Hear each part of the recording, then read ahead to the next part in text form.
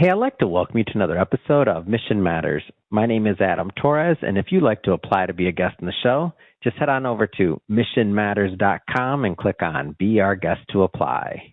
All right, so today I have Paul Santoli on the line, and he is an executive over at A516 Productions. Paul, welcome to the show. Thank you for having me, Adam.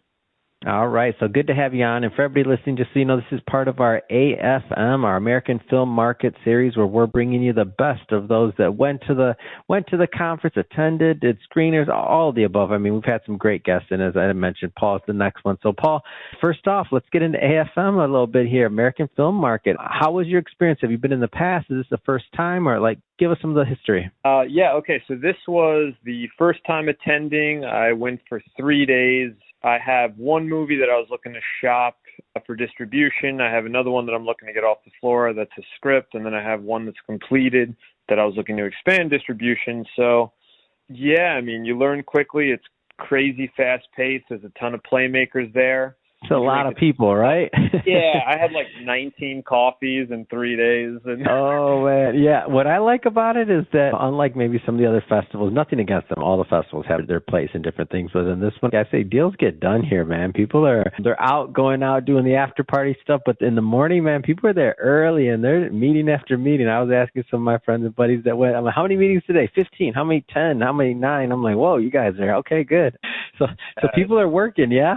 Yeah. It was really exciting to be at a moment where you're able to pitch your movie to these companies and they actually want to see a screener. Like, you're doing short films, student films 5-6 years ago. All of a sudden I'm approaching companies and kind of letting them know what this movie is. And they're like, yeah, we'd love to see a cut. And I'm like, damn, we're here now.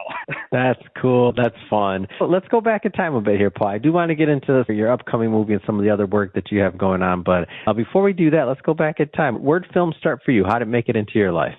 Film started when I had a friend push me to do stand-up at 18, and 90 people showed up, and I was the closing act. And yeah, I was doing stand-up for a bit, but then I started doing sketch comedies with my buddies, and it was kind of like the Sandler thing where it was him and his friends just hands in, just trying to be funny, and we really didn't care what happened with it. And I don't know, we just grew from there, and then I started doing short films. I went to Stella Adler School of Acting in New York, and then 2019 I moved to LA and never looked back. Man, that's awesome. What do you think is the draw or the attraction of is it the industry, the film? What keeps you in the game? You know, nothing ever in film is like this straight path where everything just works out. What keeps you in the game when things get rough?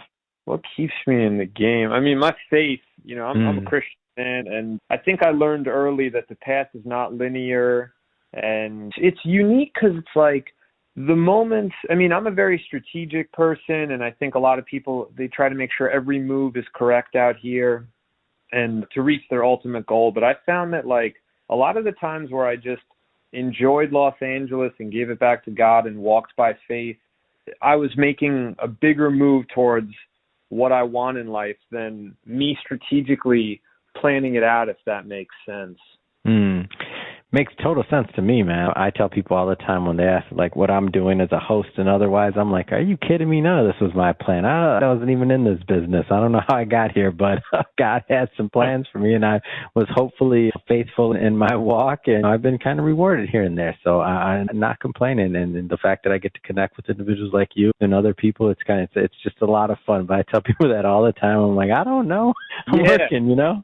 Yeah, what a ride it's been. I mean, and to be honest with you, man, I never thought I was going to start a production company, and the only reason I came out to Los Angeles was to become an actor. But, you know, through my ego and pride and lack of patience as an Italian man, I just learned how to write a movie and how to direct and how to cast and how to finance and how to fundraise. And, yeah, just like that, all of a sudden I have a company and I have merchandise, and I kind of created my own game, you know. I love it. That's an awesome story. Speaking of your own game, We Want the Virus. You got an upcoming comedy. How do you want to tee this one up? Okay. Do you want me to read you what it's about? Let's go for it, man. I'm in. Okay. So it's a modern-day Dumb and Dumber, Weekend at Bernie's, Harold and Kumar. It's in that. Okay. So after a blacked-out night of drinking, two lifelong friends and struggling actors wake up and realize they raised $22,000, falsely claiming they had the coronavirus, and now must go to extreme lengths in order to obtain the virus and collect their cash. Oh man, that's gonna be funny. I like the comparisons too. That's great. How'd you come up with the idea for this? I tell you, I was home during COVID when it was actually happening, and I was in a group text, and one of my buddies was just playing Xbox. The other one was eating Chips Ahoy, and I don't know. I just, for some reason, I was like, this is funny. Something's here. And I began writing it, and then I called my buddy Daniel, who's the other co-writer on this movie, and I called him. He was in LA. I was in New York. And I go, as soon as he goes, hello? And I go, if you had to get COVID, like you had to go get it, I go, what would you do? And like we started talking about it, and then I pitched the idea, and 2 weeks later the script was done. Oh, that's great. It just came to you, huh? That was funny. It was, and I tell you, like the process of writing, you know, with my buddy Daniel, one of my best friends, like you know, and I understand it's like a sensitive topic, but really just like Looney Tunes and cartoons, you know, it's about two kids that are desperate for fame. They're desperate for money, and they accidentally fell into this, like, you know, 22 grand. Like the kid Cody in the movie, he goes, that's like $1 million to us, you know? It's just like, it's just so desperate. Oh my gosh, that's great. Where are you at the film? Like, talk to me about where it stands today. So far, well, as of now, it is picture locked. It's an 82-minute runtime. It's the same. It's got 3 minutes of bloopers, just like Cannonball Run and Liar Liar, which is something I'm so proud of because the blooper reels are half the reason I wanted to become an actor. So to actually have a reel that will sit on the same shelf as literally like Cannonball Run with Dom DeLuise, Jim Carrey, you know, in Liar Liar, that was an honor and a privilege. But yeah, I have a handful of companies that I pitched the movie to, and they'd like to see a screener. So I'm doing that, and we're also submitted to film festivals pending where the first one lands. So exciting moment it's in right now. What was your favorite part of the process during the shoot? I think, honestly, collaborating with Alex Flanagan, my cinematographer, because he came in early, and he was probably the first person attached to this thing.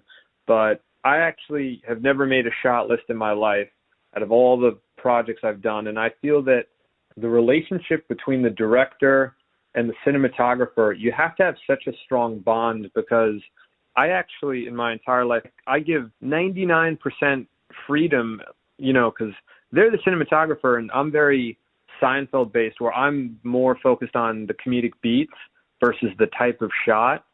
So, I mean, this kid Alex was phenomenal and he shot the hell out of this thing. And, you know, he always came in, he was such a good spirit on set. And I think that something I learned early was don't chase success. If you chase working in harmony, you'll actually be more successful. I don't know where I heard that, but for this movie, I wasn't focused on like, you know, Paul Santoli getting his from this movie. I was focused on like, was everyone having a good time? And, you know, being open to suggestions from everyone's characters. I let a lot of people, you know, take chances and roll dice, and just the openness of like the Caddyshack experience where this movie, it was almost completely improv kind of feel, you know? Yeah.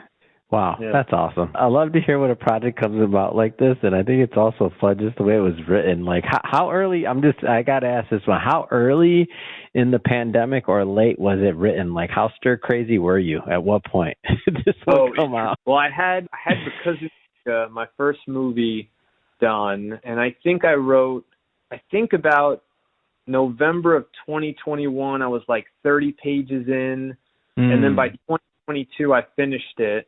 And we were shooting 1 year ago. We were in the middle of production, so we turned this pretty quickly. Yeah, that's amazing. I love a story like this. That's certain things that came out that were good. I'm not gonna lie. Obviously, a lot of things happened that were not, but a movie, some other things like this is the kind of stuff that reminds us to me that we're human, that we're still moving forward, and that we can laugh. Like ultimately, I grew up. That's tragedy. I mean, my household, that's what we kind of did with it. We laughed about it, and that's just the way it was. So that's how my family, I grew up, so I could just see this. I can already see the humor when you told me this, like the Harold Kumar kind of like in that niche or that ilk. I'm like, oh man, I can't wait to see this one. It's going to be good. It's my style. Yeah. I appreciate you. Yeah, it was pretty easy to play a pissed off Italian, believe it or not. Got right. had to go real deep on that one, right? You had to really, come up with it. Go. I swear, bro. I just skipped a meal and had a black coffee, no cream, no sugar. I go, all right, roll it. I'm going to get this in one take. That's awesome. Well, Paul, man, this has been a lot of fun having you on the show today and getting to know more about you, your process, the upcoming film, We Want the Virus.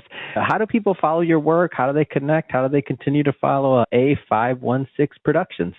So we have an Instagram page, pretty straightforward, at A516 Productions. And also our first movie with the company, Because of Mika, is currently streaming on Amazon Prime.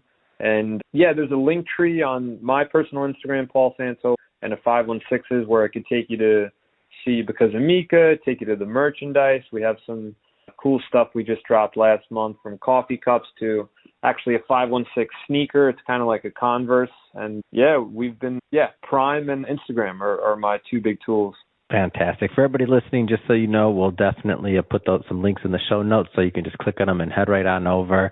And speaking of the audience, if this is your first time with Mission Matters and you haven't done it yet, hit that subscribe or follow button. This is a daily show. Each and every day we're bringing you new content, new ideas, and hopefully new inspiration to help you along the way on your journey as well. So again, hit that subscribe or follow button. And Paul, thanks again for coming on the show. Adam, thanks for having me, man. That was awesome.